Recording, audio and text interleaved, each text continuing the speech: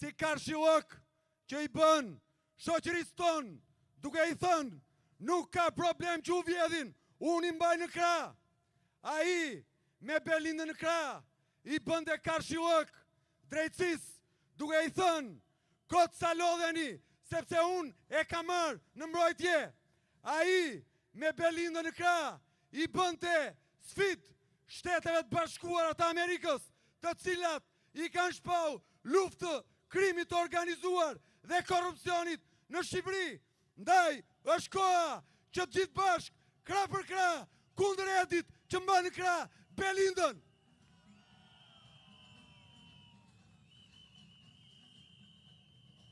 Tashmë gjërat po qartësohen. Ata që na vjedhin, po rreshtohen në një front. Ne, populli, po rreshtohemi në frontin përballë. Radhët po shtohen, muret po bjen, po i rrëzojmë nga themelet ndasit, duke i kërkuar përshkim të madh socialistëve të zhgënjyer, demokratëve që kërkojnë ndryshim, të majtëve të djathtëve, të gjithë shesh në javët që vinë përballë regjimit.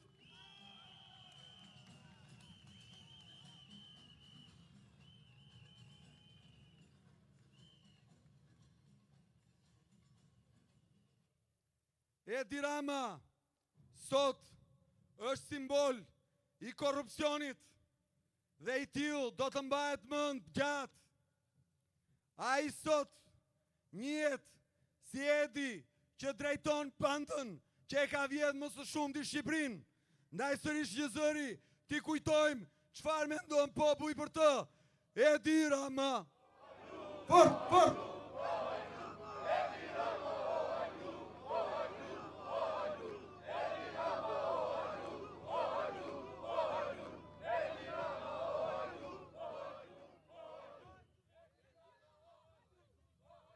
Edi Rama pretendon se ai është autori reformës në drejtësi dhe se është krah drejtësisë. Gënjen apo thot të vërtetën?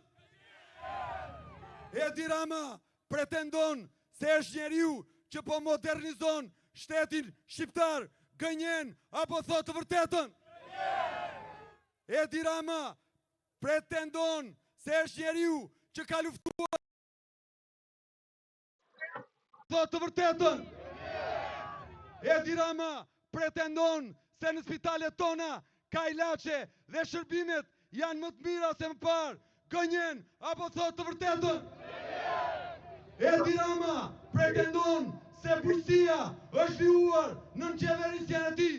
Gënjen apo thot të vërtetën? Edi Rama pretendon se ka luftuar korrupsionin. Gënjen apo thot të vërtetën? Edi Rama pretendon se ka rritur pensionet dhe se prindrit tanë jetojnë më mirë se në të shkuarën. Gënjen apo thot të vërtetën? Edi Rama premton dhe pretendon se është njeriu që mund ta fusë Shqipërinë në Bashkimin Evropian dhe se po ndërton Europën këtu në vatrat tona. Gënjen apo thot vërtetën? Gënjen apo thot vërtetën? Edi Rama është një mashtrues i cili i ka vjedhur këtij populli palcën në këto 13 vite, duke i kanalizuar parat e vendit ton në pak duar. Ndaj ne sot sërish një zëri i themi, Edi Rama.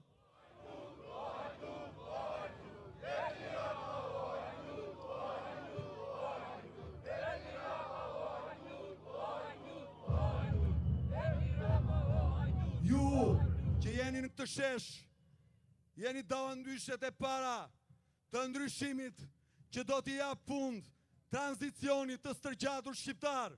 Ju jeni qëndrestarët që guxuat të dilni për te egove personale, për te frikës, duke e vrarë atë. Ndaj unë sot për ulem për para jush.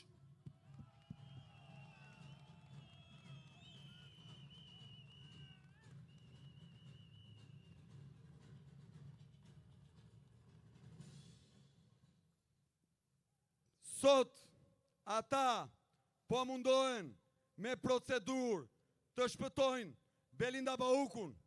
në ndryshimet e fundit kodit penal, dhe ai si gjithmonë fshihet pas votave që kanë për të mundur të heqin veprën sipas të cilës bashkëpunëtorët e drejtësisë përfitojnë mbështetje dhe ulje të dënimit.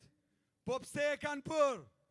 Sepse duan të ruhen nga ata që po merren të pandehur nga drejtësia, që të mos bëjnë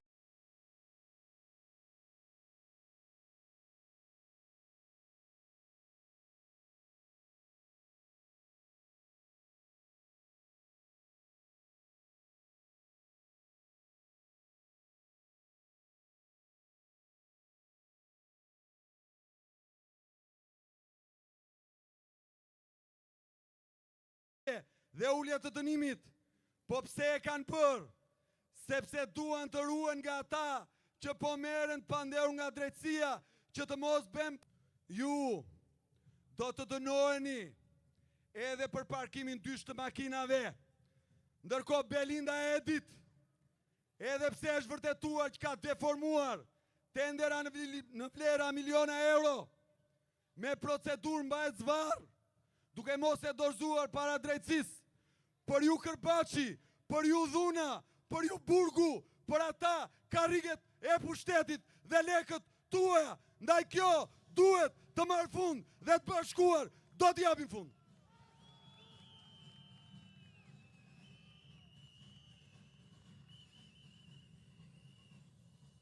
Ata kanë pritur të dorëzohemi.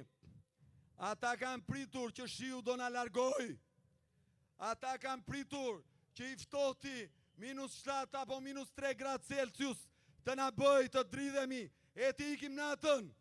Nuk e kanë menduar që do të rezistojmë plot 55 ditë, duke i thënë se ai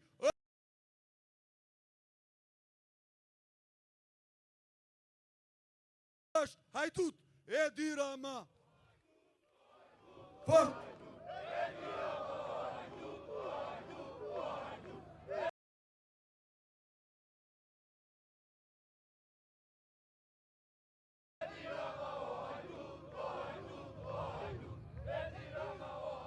Por kjo qëndres nuk ndalon. Kjo qëndres po përhapet në çdo fshat, në çdo qytet. Është diskutuar e po diskutohet në çdo tavolin. Kjo qëndres do të prodhoj një bashkim të madh popullor për të ndalur një herë mirë regjimin autokratik hajdutesk të Edi Ramës dhe bandës që ai drejton. Ndaj unë sot i flas ndërgjegjes së çdo prindi që fëmijët nuk i kanë vatrën e vetë. I flas ndërgjegjes së çdo fëmije që shikon se si familjarët e tij, prindrit e tij në spital nuk gjejnë ilaçe për sëmundjet e rënda. I flas çdo krye familjari, ndërgjegjes së nënës dhe babait për faktin që po e lë fëmijën të rritet në një vend me korrupsion, me padrejtësi, me dhunë, me krim të organizuar. I thras ndërgjegjes së çdo qytetari të këtij vendi. A do të heshni, a do ta pranoni këtë gjendje, apo do të bashkoheni kundër hajdutrisë? Nuk ka më kohë. Koha është tani. Bashkimi duhet të ndodh tani.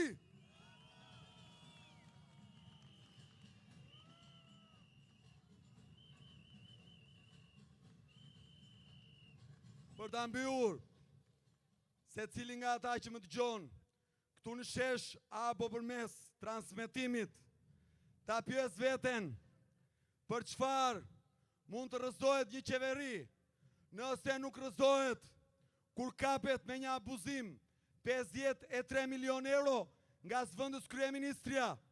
Për çfarë mund të dorëhiqet një qeveri nëse nuk dorëhiqet apo nuk detyrohet të dorëhiqet kur kapet për një pazar 100 milion euro nga akshi? Për çfarë mund të dorëhiqet një qeveri nëse ekonomia shkon pikjat si këtu, apo qindra mira njerëz largohen? Nëse këta nuk detyrohen sot të ikin, përse duhet ikin nesër, pas nesër, pas një viti, pa 5 vjetëve, apo pas 10 vjetëve? Ndaj mos e harroni, çdo ditë që kalon, forcon autokracinë e tyre. Çdo zhgënjim që kalon forcon diktaturën e tyre. Çdo skandal që ndodh e bën edhe më të pamundur rrëzimin e atyre që sot ju vjedhin jetën, të tashmen dhe të ardhmen. Ndaj mendoheni mirë.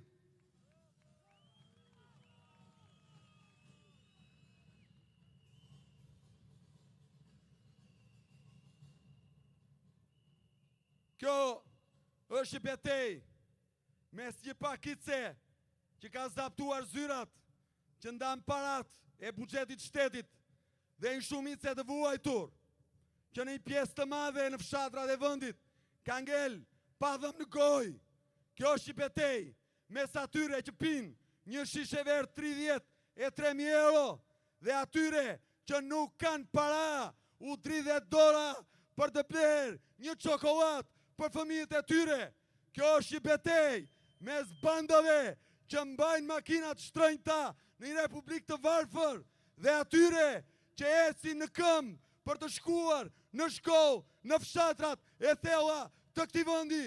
Kjo është një betejë mes pensionistëve që kanë punuar një jetë dhe që mezi shtyn muajin dhe atyre që tallen në resorte e pushime të shtrenjta. Është një betejë që duhet ta bëjmë dhe duhet ta fitojmë. Forca Edi Rama. Fort Edi Rama o hajdut.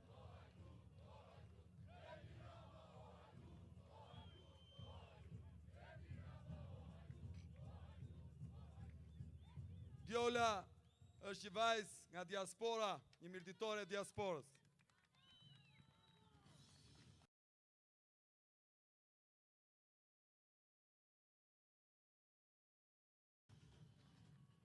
Mirëmbrëma shqiptar! Mirë se ju gjetëm. Unë jam Djola Gjoka.